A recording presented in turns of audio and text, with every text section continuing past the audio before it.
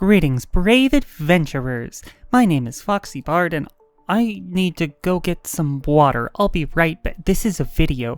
For you, it'll be instant, but for me, I have to go downstairs and get some water. Okay, I return with water. See, it was instant for you. And now, water in hand, it is time for us to dig into this week's horror stories. I got 3 of them for you this week. They go from kinda bad to much worse. So we are going to ramp up as we move along. This is gonna be a pretty long video, so we should just get right into it. This week's first story comes to us from the user EffectiveCod1482. Just how effective can a COD be? And is titled, I Can't Take My Own Turns During Combat. Now, I've personally witnessed this as a third party at a table, and yeah, we'll just get right into it, and you'll see. Tale start. This is a bit of a short and mild one, I think. My sister is a very smart person, really good at math, and a bit more experienced in some aspects of the game, but less experienced in others. So here we have some sibling it's not rivalry. Conflict, it's not conflict. I mean, it's kind of conflict. Siblings. But she sometimes struggles to break the older sister persona during RPG sessions. I'm fine outside of combat, but when there's combat, she will often tell me exactly what to do when it's my turn. Now, you can go over there and attack the guy running away using skill XYZ, and etc. I brought this up with her, but when I make my own decisions, she would say afterwards, you could have just done XYZ, or you should have done XYZ. This is exactly a thing I've seen before. I'll tell you more once it's all done.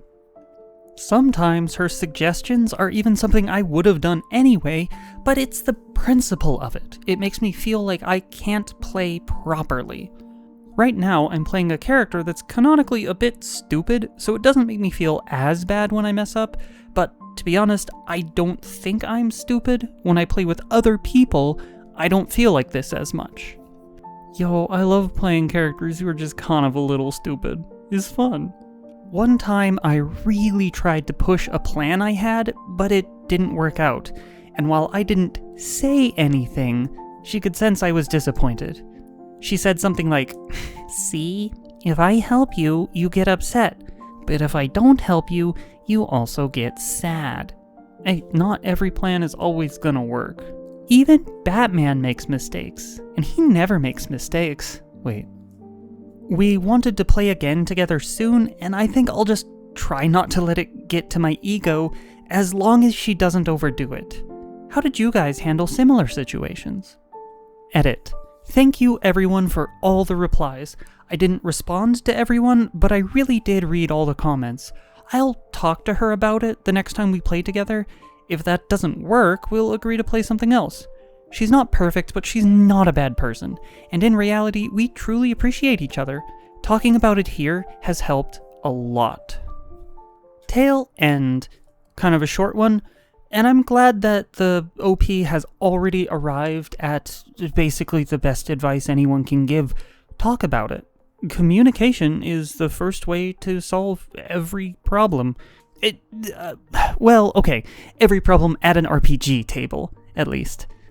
But yeah, like I said, I've actually played with someone who did this before. Again, not to me, but to his then girlfriend, and actually ex as well. They were both in the same game. It was it actually wasn't that awkward between them. They had a thing going.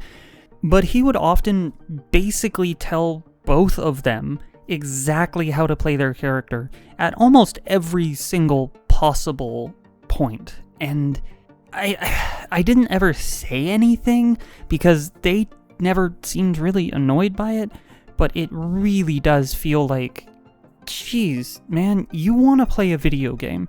You don't want to play a group activity. And I think the only way to deal with it is to, 1, communicate, and then 2, just straight up not listen to them. Do your own thing. If they communicate in character about making a plan together, perfect. Talk about it and do it then. But if they're trying to tell you out of character, hey, you should go do this thing right here, and be like, Yeah, no, my character's not thinking of that, so they're not gonna do that. Sorry. Does this mean sometimes stuff doesn't go optimally? Yes, but that's okay. It's the fuck-ups that make games fun.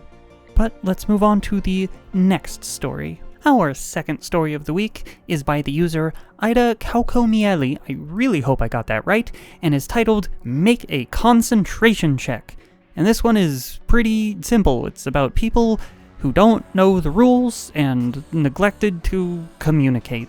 Or they were potentially misremembering old rules from a different system, but you'll see. Tale start. I'm finally posting this out in the open, a story from my first ever D&D game. I have no ill will towards anyone in the game, and this was a long time ago, back when 5e was pretty new. And see, this is why I suspect it's likely to be misremembered rules from a different, older system. So, this was my first game. My dear friend, DM, offered to take me into their group since they were starting a new campaign. I read the player's handbook cover to cover in preparation. Pause. The story sounds made up. D&D players don't read the books. Resume. And ended up with a wee little first-level wizard. When the game started, all went well for a few sessions, but then something started to happen all of a sudden. Me. I want to cast Shocking Grasp at this kobold next to me. DM. Okay, make a concentration check. Why? DM, you're in melee with the enemy. You need to make a concentration check to be able to cast at all. Me. On top of the attack roll? DM and Paladin. Yes, that's how the rule goes. Okay, it's time for Foxy Does Research. So, in Dungeons & Dragons 5th edition, obviously, casting a spell in melee does not provoke an attack of opportunity. That doesn't happen. You can cast spells in melee all the time with unlimited anything. There is no problem whatsoever. The only thing that could potentially happen to you is suffering disadvantage on a ranged spell attack roll. That's it. Now, back in 4th edition D&D, you could cast some things in melee without provoking an attack of opportunity. Namely, any spells or abilities that had the melee, or more properly, didn't have the ranged or area traits to them. Those would provoke. Without, would not. So in this case, Shocking Grasp would still work just fine. Now, back to 3.5 and 3rd edition and 1st edition Pathfinder, casting any spell in melee would provoke an attack of opportunity, but you could perform a concentration check to cast defensively, which would prevent the attack of opportunity, but if you failed the concentration check, you would lose the spell. This is likely the rule that they are misremembering and applying to Dungeons & Dragons 5th edition. I say this one because almost nobody played 4th edition at the time. It was incredibly unpopular, despite actually being pretty good. People are just kind of mean. Okay, there's a lot of rules for you. The point is, the DM is wrong here. I didn't stop and argue and just went with it and failed because I'd built my character around non-concentration spells and my con sucked. Oh god, right, 5e concentration checks are based on constitution. That's stupid. That's I hate that. After the game, I approached the DM, however, and asked if they could show me the rule because I didn't remember reading it. DM. That's the rule. You are casting in a difficult situation, with someone slashing at you with a sword, so it's not easy to cast. I wasn't shown any rule. Well, you see, it's because there isn't one. Me, but I know you need to roll with disadvantage if you're aiming a ranged spell at a melee enemy, but this is a touch range instantaneous cantrip. Wait, Shocking Grasp is a cantrip? Huh, it sure is. It's designed for melee combat. How hard can it be? DM. That's the rule. Doesn't show me it. Sorry, I play Pathfinder, and in that it's a first level spell that scales with your cat. It's not important. Moving on. The only rule that could explain this was the rule about casting in exceptional circumstances, but that is for casting in the middle of a hurricane or something, not bog standard melee. When I brought this up, I was again told that that's just the rules. There had been some other uncommunicated, even when I asked, house rule things that bothered me, such as way too frequent resting, which meant that I was preserving resources when others knew to go Nova immediately. As much as a first level character can, anyway. That one's actually super common, and so many people do that, it kind of ruins the balance of the game. This one, though, popped up unexpectedly in the middle of a game when it hadn't mattered in previous sessions. Another player also got confused, and this made me feel like casters were really unfairly targeted by this rule, and more specifically me, because I was the only full caster. If I'd known from the beginning, I would have picked a fully martial class. Nah, dude, you're still way overpowered compared to everyone else in 5e. Don't worry, it's fine. So I thanked the group, said my goodbyes, and left. I don't think this was done intentionally to target me. I think they confused the rules with some other system or played with house rules without thinking of them as such. Yeah, kind of like I was saying, that was the rule in a previous system. I still learned a whole lot from this experience and treasure the good bits so much. This game set me on the path of becoming a DM myself. Everything has been going great, so maybe getting the horror story first thing got it out of the way. The lesson I took from all of this: house rules need to be clearly communicated. Also, communication helps. Well, sometimes. Tale end. Yeah, I still think this was them remembering the old 3-5 rule. That's probably what happened, especially considering that 5e was still new at the time. And you know, people who played older editions are used to that. Like, okay. So the first time that I played 5th edition, I was still operating as if the movement still had the same more restrictive nature of older stuff.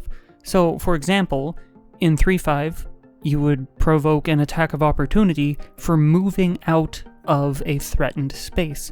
This included if you were moving still within the same creature's reach, which was not the case in 5th edition. I didn't know this. This almost got me killed. Also, in 5th edition, you can break your movement action up into multiple actions instead of having to do it all at once, which I, 1, don't like, and 2, I didn't know, and, or I forgot, and that also almost got me killed a couple of times. So sometimes people just they forget what the new rules are because they're too used to the old stuff that they've been playing for like a decade. Now that said, when a player asks you to see a rule, you should be able to show it to them. Come on. Or at the very least, instead of saying that's just what the rule is, add in my game, that's what the rule is, so that people know going forward. And before anyone asks, the solution to even melee spells provoking in Pathfinder is that you would cast it and then move up, and then you could still deliver the spell. So you could cast it out of reach and then move up or step up and touch the person, and that still worked, and that didn't provoke. So that was your nice tidy solution there. Anyway, this one was just a communication issue, as is so often the case, but let's move on to something a bit worse. Yeah. Our last story, and also the reason that the video is as long as it is from the user Amateur Moon, and is entitled, "That Name an Annoying Transphobe Ended Our Game." Now, it probably goes without saying based on that title, but this one does have a bit of a content warning for transphobia, though it's like an indirect transphobia, misgendering, and disrespecting pronouns, that sort of thing. That out of the way, let's get into the story. Tale start. It's been almost 3 years, and I think it's finally time to dredge up the tale of how one of my favorite campaigns fell apart, all because of one really annoying guy. This one's long because there's just too many weird little details about this entire ordeal. Content warning for misgendering and overall weird behavior directed at anyone who isn't cis. Cis in this case meaning cisgender, not the chemistry meaning or the geography meaning. I guess I don't know if this person was weird about Cisalpine Gaul. I don't know. So this was an online game ran by my roommate, which had, over its run of just under a year, experienced a lot of people leaving. One person switched out characters and then ghosted, and 2 other people left at different points. This wasn't because of the campaign or DM, but just a variety of unfortunate coincidences. Another person the 2 of us already played with joined, bringing the group to 3 plus the DM. That's actually a bit small for my taste. 4 to 6, I think, is the happy zone. Our DM, whose only fault was wanting more than 3 players for the table. Excuse you, 4 to 6, come on. Me, playing a half-orc wizard/intelligence warlock, with intent on going further into wizard. Oh my god, a caster dipping into levels of warlock? I've never seen that before. I'm kidding, it's fine, it's probably the best thing to do, I understand. Gear, playing a human battlesmith artificer, not too relevant in the story. And Faye, playing a changeling glamour bard. The classes don't matter too much, aside from an instance I'll get to later. Any names provided are pseudonyms. Our DM decided to put the campaign on a couple-week hiatus in order to find more people, as she likes playing with a group of 5. Yes, a woman after my own heart. One of the applications was from Blue. She made an interesting comment in the application about her friend, Red, also applying, and she really hoped to play with him. Hold up. Are you trying to lampoon OSP here? Or maybe they're trying to lampoon Red versus Blue here. Is this Rooster Teeth or overly sarcastic productions? Blue turned out to be very chill and posed no issues. Red didn't show any signs at first, aside from an odd comment of enjoying secrecy at the table, but the DM didn't think much of initially. This might be hindsight, but when she mentioned that to me, I did think it was odd and pointed to a rather particular kind of player. Anyways, yes, Red is the reason this campaign fell apart. And now an important mention. The DM, me, and Faye are non-binary/trans and pretty open about it. My warlock was non-binary as well, presenting very ambiguously, and Faye's character was more on the masculine side, but non-binary just as they are. Context done, on to the events. So problems started almost immediately. Red initially was going to go wizard. Our DM okayed it, but wasn't sure how to feel about 2 wizards in the party, and directed Red to talk to me, since I was going into wizard as well. And that's especially bad in 5e, because wizards only have, 10 good spells. I'm kidding. I'm kinda not. I was very excited about this, and was trying to be welcoming to the new players. And, looking back on it, Red definitely used that to his advantage to get me to agree, insisting that it would be a lot of fun with all the fun combos we could do. And I agree, in a better system than 5e, you could have 2 wizards who look nothing alike and have completely different portfolios of spells at their disposal and other abilities and things that they can draw on, but I mean, in 5e, a wizard is a wizard is a wizard. You're gonna find very little variation therein. I agreed under one stipulation. I wanted to know what spells Red's wizard would be taking, because I had a specific vision for my character's build and didn't want to lose that opportunity because of overlap. He said sure, and that he'd get them to me later. He didn't. Okay, so 1. I don't think Red should have played a wizard when there was already a wizard. That shouldn't happen. That's stupid. But when there's 2 wizards, again, you're probably going to take mostly spell overlap, because your selection is so limited of things that are actually good and fun and worth casting. Our sheets were on D&D Beyond, and the first thing I noticed was that Red and Blue's sheets were both set to private. The rest of us kept our sheets public. Okay, so correct me if I'm wrong here, but on D&D Beyond, are sheets under the control of the DM in a game? Or it's kind of weird that all the players can see each other's sheets. That's a little bit weird. Like, only the GM needs to see everyone's sheets, and a little bit of secret keeping can be fun and good, because that can lead to cool backstory stuff that other players don't know about coming out later. Anyway, upon the DM showing me Red's sheet, I was immediately disheartened because Red seemed to pick out almost every spell I had taken / was going to take, and told him about. And Red still hadn't actually coordinated with me in terms of our spells. This is why he shouldn't have been allowed to play a second wizard in the first place. I didn't want to start conflict, but also wanted to actually enjoy my character, and had started considering just remaking my character to be a full-level warlock instead. The DM decided they didn't like the idea of doubling up on classes, and told Red they'd have to play something else. Good. That's the right solution. But also, I don't know. I don't get this idea of if your character isn't the only person who's allowed to do this specific thing, then it's all ruined. That you can share some of the glory. It's fine. Like, having a degree of redundancy is good, actually. Red had a bit of a fit about this. According to DM, he got very annoyed and said he'd have to leave then because he didn't know what else he'd play, ignoring that the DM told him he was more than fine to take time to come up with his character. See, now this there is no excuse for. Come on, man, everyone loves building characters and coming up with new ones. DM didn't respond immediately, instead leaving it for the day with the intention of getting back to him in the evening. Only a few hours later, Red backtracked and basically went, "Oh, okay, actually I want to stay. I know what I want to play." Not really horror story material yet, but still weird. Eventually, the two new characters were introduced, one to each half of the party while they were split up. Blue played a tiefling blood hunter. Red settled on a tiefling rogue. Ah, rogues. Never seen them be a problem before.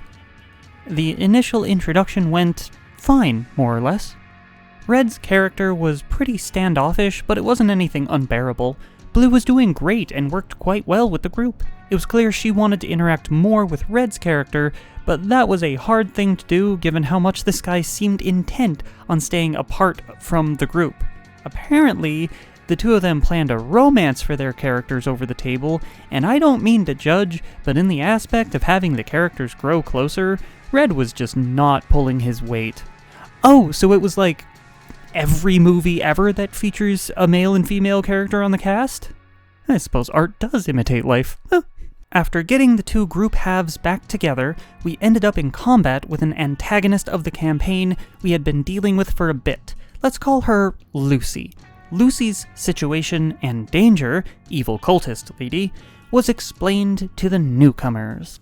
I just want to talk to her. I can fix her. Please let me fix her. Before I continue, I need to clarify that I, by this point, already wasn't the biggest fan of Red. Not enough to not play with, but enough to have caution. See, that same DM ran a combat one-shot for fill-in for a cancelled session, which me and Red both participated in. It was literally drop into map, fight thing, done. Instead, Red decided to open up this combat one-shot by casting Suggestion on the enemy to attempt them to leave us be and not fight us. In a combat one-shot. Okay, one, that is actually kind of clever, but two, Suggestion does not have that kind of power. Suggestion is like a one-word, simple command, and it doesn't... That's not... No, is the point. Not for the attempted goal of it, that's creative, but the trying to stretch a spell's power to be way more than it actually is part. The DM, annoyed by his blatant combativeness and refusal to engage with the premise, ruled that there were fog walls present and the enemy couldn't leave, and we went ahead with the combat as normal. No, you just straight up say, actually, the spells can't do that. It's outside of the scope of what the spell can do. Whatever. It may not seem like a big thing, but to me, pulling that kind of stunt when you know the context is just weird. To me at least, it kind of points to a player versus DM mentality and a desire to one-up or outsmart the DM. I mean, being clever in combat is fine. I have no issues with this part. I have a lot of issues with what's about to come, and you'll see, but this part I think is fine. When the bullshit of this decision was pointed out to him, he promptly ignored it. I would too. It's here when I started keeping an eye on him because I don't like that kind of player versus DM thing, even as a player myself. I still don't think it was player versus DM. I disagree. Back to the actual campaign. We're jumping into a fight with Lucy, the evil cultist lady. Let me fix her, it's fine, I can fix her. And because the older group members had some magic items, the group was allowed some too. Red took an ever-smoking bottle. Combat started, initiative was rolled, Red went first because rogue, and proceeded to deploy the goddamn bottle, turning what should have been a fun encounter in a wizard's office into an absolute mess. Listen, we all do stupid things sometimes. The ever-smoking bottle isn't allowed in either mine or the DM's other campaigns anymore because of this ordeal. What? That is a dramatic overreaction. Because I, to this day, don't know what the fuck was going through this guy's head to deploy it in combat, but I'm not taking any chances. There's lots of reasons to deploy it in combat. Not this combat, but other combats. That's an overreaction, come on. An ever-smoking bottle creates a heavily obscured area for a long bit of time. Red is the only fully martial character. Attacking at disadvantage is one thing, but basically all of us required sight for a lot of our abilities. Yeah, this isn't the space for it. You'd want to use it to, like, run away, or create some sort of distraction, or just to, like, get into the opponent's backline and mess them up so that they have to move and be disrupted for a while. There's a lot of very good combat applications for this, but not in a small, enclosed room. Bad job, Red. Also, for everyone thinking, did he do this to hide and use rogue stuff? Nope, he barely did anything that combat, aside from the fucking bottle. Okay, I get he made a mistake. That happens. It's not a big deal. Thankfully, the encounter was salvaged. The DM ruled that, after a window which shattered open, a strong enough current blew in to make the smoke cloud start dissipating. Red didn't really seem interested in interacting with anything that didn't directly involve his backstory, and even when it did, it was very lukewarm and cagey. He didn't seem to grasp that just because people were in the call, it didn't mean their characters immediately knew something happened if the character wasn't there to witness it. Such as insisting he type out the contents of a message he was casting in direct messages when we kept telling him he can just say it. I mean, it's kind of fun to, like, DM someone the contents of a message and then have them go through communicating it. That can be fun. It sounds like here it was just tedium, though. Now, if his only sin was the dilemma with the ever-smoking bottle, that would have been one thing. That would have made this not really a horror story, just someone making a mistake once. However, it wasn't. So it really kicked off with Arya, a criminal contact kind of NPC introduced to Red. Arya was described as masculine androgynous, and the DM clarified that they used they-them pronouns exclusively. Red didn't seem to get that, or give a shit, and referred to Arya as she, her. So we have a character who is described as being masculine, or at least more masculine than not. And this guy defaults to she? What, just because Arya is a more traditionally feminine name? They're a criminal contact. They don't have to have a real name. Arya could be a code name. The DM didn't correct him directly, but pointed out the pronouns in the note channel of the server. Seems convoluted. Just say, oh, actually, their pronouns are they, them. Especially if they introduced themselves that way? Like, come on. On several occasions, we noticed that Red referred to Faye as he, him, even though they use they, them exclusively and have their pronouns in their profile. They didn't really know or want to approach Red about that, but were okay with me correcting him if it came up tangentially. I think a gentle correction is the right way to go. That's what I've done in the past, and it has worked in almost every single case. And in the cases it didn't work, it was people who were never ever going to respect it anyway, and they are no longer in my life. It did soon enough. I pointed out that while Faye's character uses he/him pronouns, Faye themselves does not. Red said he understood, but Faye never got an apology or acknowledgement on his end. And then, out of nowhere, we have a conversation that goes something like this. Red. By the way, sorry if I'm not gendering your character correctly. It's kind of hard to tell with the beard. My character has a belt of dwarven kind and kept the beard from it. Me, what do you mean? Red. Well, I saw your sheet says they pronouns on it, but red character is assuming your character is guy until you point out differently because of the beard, lol. At this point, my brain's short-circuiting because I can only assume Red got the Session Zero talk, as in, no in-universe homophobia, transphobia, racism.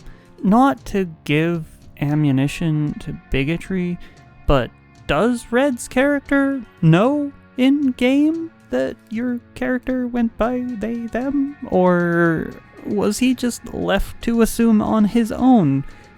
Because, yeah, unless corrected, the person may not know at a glance. It's hard to tell sometimes from just a glance. This feels like a roleplay opportunity that you just kind of moved right past. Me. Well, that's not entirely accurate. My character uses any pronouns, it won't come up, and also I don't want to have that discussion in character, and I won't. And there it is, you just neglect the in-character discussion. Why? Yes, I've roleplayed out that exact discussion in character before. It's nice, it's a chance for characters to get closer together, I don't know. Red. Yeah, sure. Whatever. Now, I'm not giving him benefit of the doubt because of what comes up in a minute, but in this case, something like this is an RP opportunity, and you should take it. It's good. I was still confused about what the hell that was about. My closest takeaway was he wanted to roleplay misgendering? Anyways, there were a couple of nails in the coffin that hit all in the same time. I think at this point, you were already kind of against the guy and not giving him the benefit of the doubt, which it turns out he didn't deserve, so you made the right call in this case. But there may have been an opportunity there. For one, Red still refused to gender the NPC correctly. Blue slipped up because she was following what Red was saying and apologized. Upon receiving a down payment for a heist and going off to buy magical items, Red's first order of business was to start insisting out of character that we buy specific things, even when we strictly said we'll buy what we need and we'll discuss group needs together in the server. I mean, that's kinda discussing. Sorta. Not really. Now this is the part where Red loses any amount of benefit of the doubt. This is where it's gone. And then, out of the blue, he brings up my character once more in our DMs. Red. So what's going on in your character's pants? Me. Excuse me? Red. You know, is he a guy or a girl? And this is why I was hedging everything I had to say about maybe giving Red the benefit of the doubt. I knew this was coming. This is disgusting. It's here where I kindly told him to fuck off, because there is literally no reason he would need this information for. Correct. Correct. You're correct. He tried to play it off as a joke and not a big deal, despite me telling him it's not funny and completely irrelevant. Ah, the Schrodinger's asshole excuse. As soon as what you say is deemed as inappropriate, it's considered a joke. I talked to the DM about this, and she decided to essentially give him one last shot. If anything like this happened again, Red was out. I personally would have kicked him here, because slipping into one of the player's DMs to ask what's going on in someone's pants is incredibly inappropriate, and should absolutely get you not in this game anymore. Anyways, next session we talked to Arya again, and he misgendered them again, and ignored the immediate correction he got. The DM wrote him a message explaining that this behavior was unacceptable and he was being removed. She also blocked him after that, not wanting to deal with him anymore. And a bit later, I got a message from Red. It was a pretty long rant about how We weren't giving him a fair chance, and that he didn't even do anything, and that we were being super unfair. I don't remember a lot of what he said because it was boring and all the same. What did strike me as absolutely hilarious is the message's ending. And this is new. This is not a thing I've seen someone do before. This is very funny. He essentially said that he imagines we'd be looking for players again, and in that case, he recommends someone from his table. He even adds the guy's username and ends the message with the following, almost verbatim: He's a great player. I think you'd be doing him, yourself, and me, as if we'd care, a huge favor by letting him join. Bro. My guy. You just got kicked. What makes you think that anything you have to say carries weight here? I don't remember how I responded, but I think it was along the lines of telling him that I don't take recommendations from people like him, and if DM blocked him, it was for a good reason.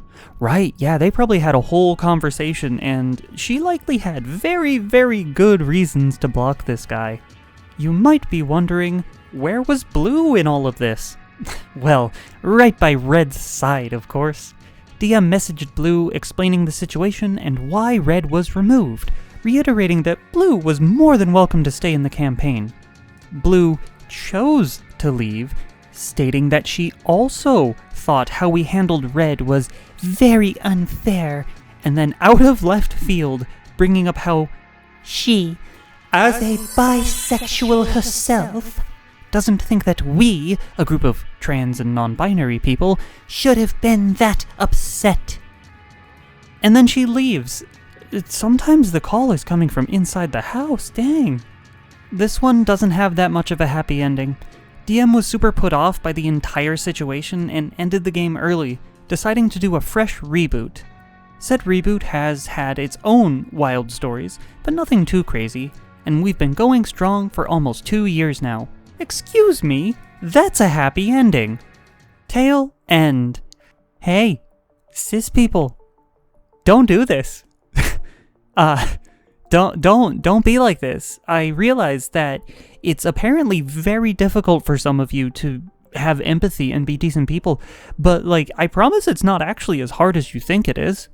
Well, I do think that to some extent, the conflict that the storyteller, that OP, had with Red did kind of maybe lead to some of this.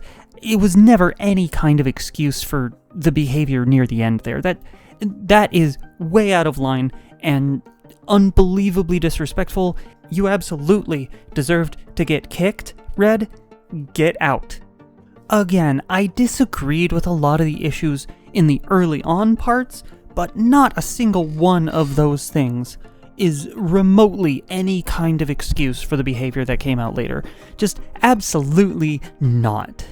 There are some, not a lot, but some trans people who I personally really do not like at all, but I still respect them for who they are, because that is the baseline that you should be giving to every single other human being on the planet. If you're someone who only respects the trans people who you like, what you're communicating to them is that if they ever step out of line, you will no longer care about them at all.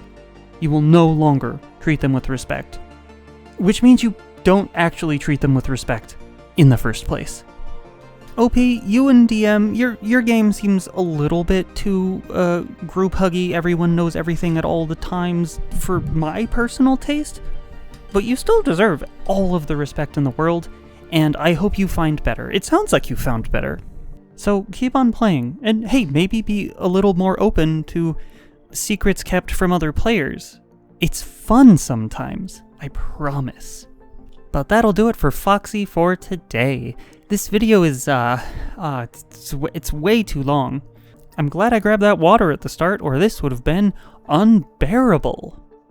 Now, don't forget to like the video if you liked the video, subscribe to the channel if you haven't yet done so. It all really helps, and I would appreciate you so much. You can catch my socials in the video description down below if you want to find me other places, as well as the FoxyBard Discord server, where I am very active and you can chat me up for kinda most things. And as always, a massive shout out to my patrons over on patreon.com/FoxyBard, who, without their support, I don't know if I'd still be doing this. Just straight up. They're amazing. If you want to join this illustrious list of names of some of the greatest people that humanity has ever known, then you can do so by going to that address, patreon.com/FoxyBard, and signing up for as little as $1 a month. You got $1, right? You can throw $1 my way. Was this at least $1's worth of entertainment? See? Easy. But now, as you maybe have heard in some of these recordings at the end, my cat is demanding my attention, and she will not rest until she gets it. So I'm gonna have to wrap it up there.